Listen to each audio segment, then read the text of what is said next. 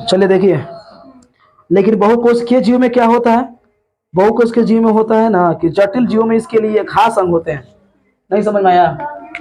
देखिए, कहने का मतलब ये हुआ कि एक कोशिकीय जीव है, दो जीव होता है, एक कोशिकीय, एक होता है बहुकोशिकीय। एक कोशिकीय जीव में कौन कौन आता है, बता सकते कोई?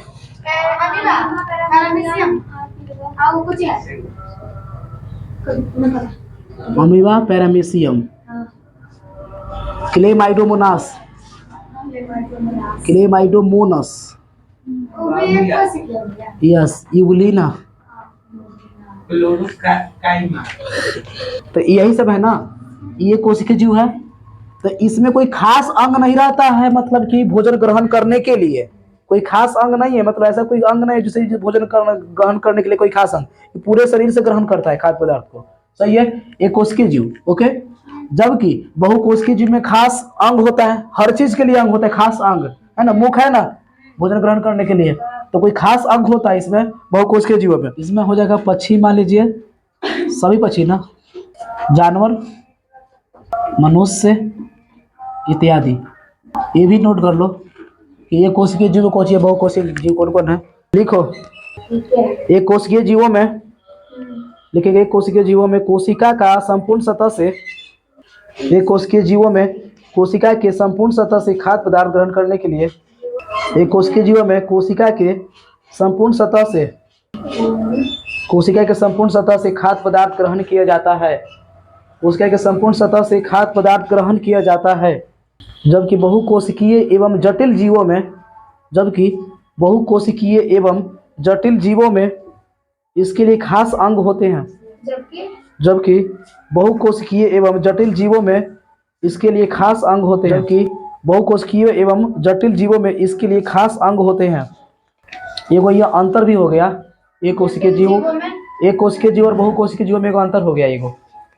जटिल जीवन भैया खास अंग, बहुकोशिकीय एवं जटिल जीवों में इसके लिए खास अंग होते हैं। आगे लिखे स्वपोषी, स्वपोषी लिख के डैश दे देंगे, स्वपोषी लिख के डैश दे देंगे, यहाँ तक खत्म कर देंगे प्रकाश संश्लेषण तक। स्वपोषी में लिखिए, वैसे पौधे जो अपना भोजन खुद बनाते हैं, वैसे पौधे जो अपना भोजन खुद बनाते हैं, वैसे पौधे जो अपना भोजन खुद बनाते हैं, वैसे पौधे जो अपना भोजन स्वयं बनाते हैं या खुद बनाते हैं, उसे स्वपोषी कहते हैं। हो गया, हो ही गया। तो आगे बढ़ो, प्रकाश संश्लेषण लिख दे दो। प्रकाश संश्लेषण, जिस क्रिया के द्वारा पौधे अपना भोजन, जिस क्रिया के द्वारा पौधे अपना भोजन तैयार करते हैं, जिस क्रिया के द्वारा पौधे अपना भोजन तैयार करते हैं, जिस प्रक्रिया के द्वारा पौधे अपना भोजन तैयार करते हैं, उस मूलभूत प्रक्रिया को, उस मूलभूत प्रक्रिया को प्रकाश संश्लेषण कहते हैं। उस मूलभूत प्रक्रिया को प्रकाश संश्लेषण कहते हैं। उस मूलभूत प्रक्रिया को प्रकाश संश्लेषण कहते हैं। हो गया। चलिए अब हम लोग लिखेंगे यहाँ पर प्रकाश संश्लेषण प्रक्रिया का रासायनिक समीकरण लिखेंगे। लिखो यहाँ पर प्रकाश संश्लेषण की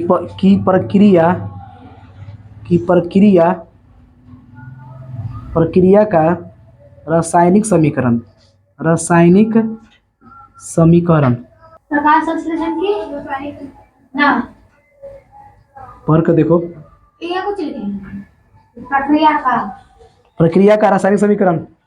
ये ऊपर हो गया सूर्य प्रकाश, क्लोरोफिल, यहाँ हो गया ग्लूकोस, ग्लूकोस। लिखिए, नोट पैड में लिखिए, सभी हरे पौधे में पर्णहरित होता है, सभी हरे पौधे में पर्णहरित होता है, यानी क्लोरोफिल पर्णहरित होता है, पर्णहरित होता है, सभी हरे पौधों में पर्णहरित होता है। चलो कुछ समझ लेते हैं। देखिए, अच्छा 1 मिनट, प्रकाश संश्लेषण के लिए वाली कोची कोची आवश्यक है, इसे बता दो जल्दी से। प्रकाश, हवा, पानी या कुछ पहला पर्णहरित, सबसे पहले पर्णहरित क्लोरोफिल या क्लोरोप्लास्ट है। हाँ, वही सूर्य का प्रकाश हो गया, और कार्बन डाइऑक्साइड और जल, यही ना। है? मिट्टी नहीं, मिट्टी की जरूरत नहीं पड़ता, जल की जरूरत पड़ता। चलो देखिए, मिट्टी क्या चाहिए? रोपने के लिए फिर पहले रोपेगा। याद में लगा रहा है भाई के नाम रोज रोज रोपेगा भैया। उसे तो बहुत कुछ चाहिए, और उसे तो मिट्टी, तो फिर कहेंगे कि पृथ्वी पृथ्वी रहेगा तब ना रोपेंगे। अजीब इंसान है, और उसे कहेगा तो बहुत आदमी रोपे वाला आदमी चाहिए ना। भैया है? भैया पेड़ा कैसे जाएगा? भैया खाली रोपे सो देगा, उसको पानी को पटाएगा जल। तो ऐसे तो बहुत हो जाएगा फिर। चलिए, इसलिए नो बकवास, सीधा हम लोग चलते हैं हिसाब को। चलिए यहाँ देखिए, इसमें होता कुछ कैसे, आखिर मान लीजिए भोजन बनता कैसे, एक आध से समझना है आप लोगों को। तक CO2 यानी कि कोई पेड़ पौधा है, तो बस ये देख लो प्रकाशन से उसमें होता कैसे है। हम लोग को कुछ याद करना क्या है, इसके पत्तियों में क्या होता है? क्लोरोफिल या पर्णहरित, है ना? पर्णहरित इसके पत्तियों में, मान लीजिए यहाँ से कोई पत्ता को बना देते हैं थोड़ा, क्या ड्राइंग किया ठीक है? तो डायग्राम में इतने सालों से पढ़ा रहे हैं, तीर निकाल रहा है। तो इसमें देखिए, ये ध्यान दो, CO2 ले लेता है, ये CO2 लेता है, और इसके पत्तियों में ऑलरेडी मौजूद रहता है पहले से ही पर्णहरित, क्योंकि हरे पेड़ पौधे रहेगा तो इसके पत्तियों में पर्णहरित होगा। अच्छा, अगर मान लीजिए किसी पेड़ पौधे के अगर सारा पत्तियों को अगर हटा दिया जाए तो खाना बना सकता है? नहीं बना सकता है। ये ले कहता है लोग कि गांव देहात में ना देखती है कि कोई पत्ता बकरी खा जाता है सब, तो कहता है कि देखे ना बकरी चरवा दिए, काम खत्म, अभी उगवे नहीं करेगा। अमरूद के पेड़ लगाए थे, अमरूद के पेड़ देखे पत्ते तो चढ़ गया, सब का उगेगा, है कि नहीं? तब पत्ते सब खत्म अगर हो जाएगा, है, इसलिए उसको पत्ता को बचाने के लिए सब जाली बना कर रखता है, कोई ईंटा का बना देता है ना। बना किस लिए रहता है कि पतवा का पतवा बचल रहे, ताकि खाना काहे कि पतवा क्यों, क्योंकि पत्ता इसलिए इम्पोर्टेंट है क्योंकि पत्ते में ना खाना बनता है। खाना तो बने, यानी कैसे, रसोई घर वही है, किचन वही है उसका, किचन वही है ना उसका है। चलिए, तो पर्णहरित है, होना चाहिए। CO2 लेता है पत्तियां, पत्तियों से लेता है CO2 ना, पत्तियां ही लेती हैं CO2। और जड़ से जल हो गया, H2O, जड़ से जल ले लिया, सनलाइट मिल ही जाएगा वो पत्तियों के।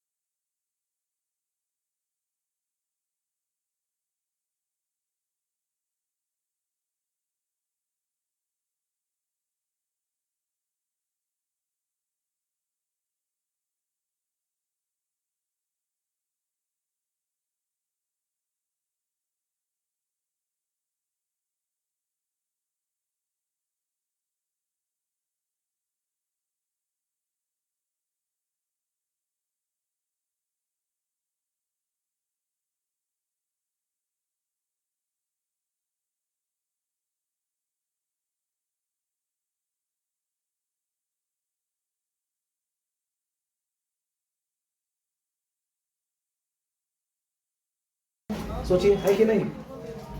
अच्छा, एक और देखो, एक सेब का पौधा जो है ना, एक सेब का पौधा 10 से 20 लीटर डेली, 10 लीटर से लेके 20 लीटर तक, इतना सेब का पौधा।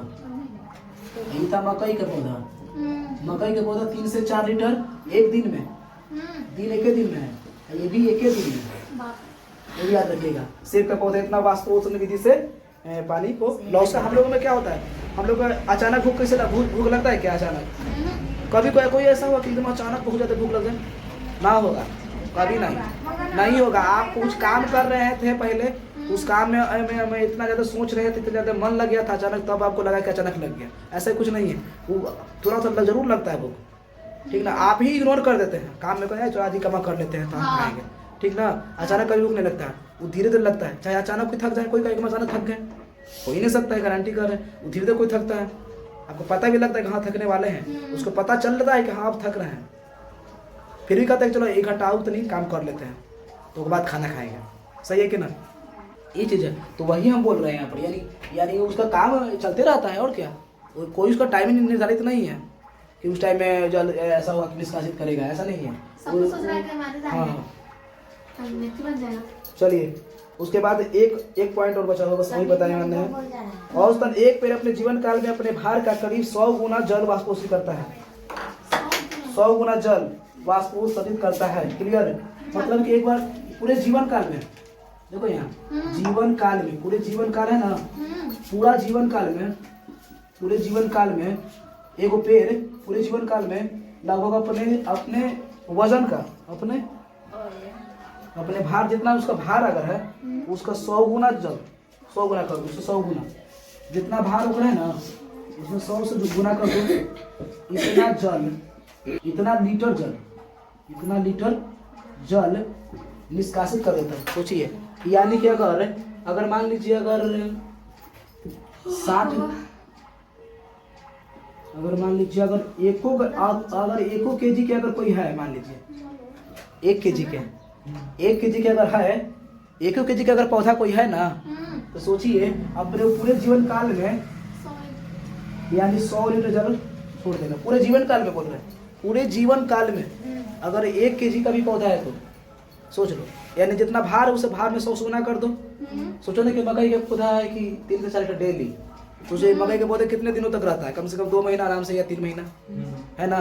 2 से 3 महीना रहता है ना, 3 में रहता है ना, तो 30 दिनों, तो 30 में मल्टीप्लाई कर दीजिए, तीनों से करेगा तेरे 90 लीटर। तो इसका वजन अगर देखिए तो एक मकई के पौधा का वजन कितना होता होगा पता है? एक मकई का पौधा का वजन 1 किलो तो हो ही जाता होगा वो।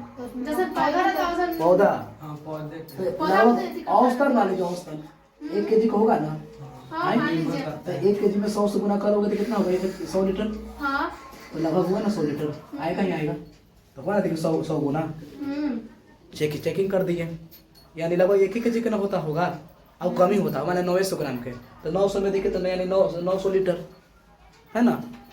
सही है, यानी 100 गुना अपना जल पूरे जीवन काल में वो निष्कासित यानी वाष्पोत्सर्जन की विधि से कर देता है। चलिए, ये सब लिखना है तो लिख लो, बस ये वाला खाली मकई वाला, सेब वाला, बाकी ये सब डायग्राम जो ड्रा करना था ये सब कर लेना। ये वाला भी लिख लो, ये वाला भी लिख लो, बस हो गया क्लियर।